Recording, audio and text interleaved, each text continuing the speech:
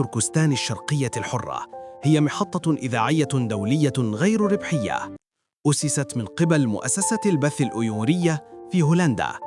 رسالتنا هي كشف الاضطهاد والإبادة الثقافية المستمرة في تركستان الشرقية، وحماية الهوية الوطنية للأيغور في المهجر، ونقل اللغة والثقافة والوعي التاريخي إلى الأجيال القادمة.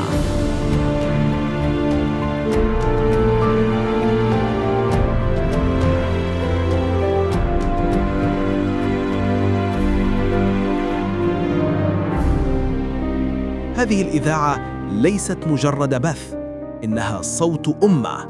هدفنا بسيط وواضح: ليسمع العالم الحقيقة عن شعب الأيغور.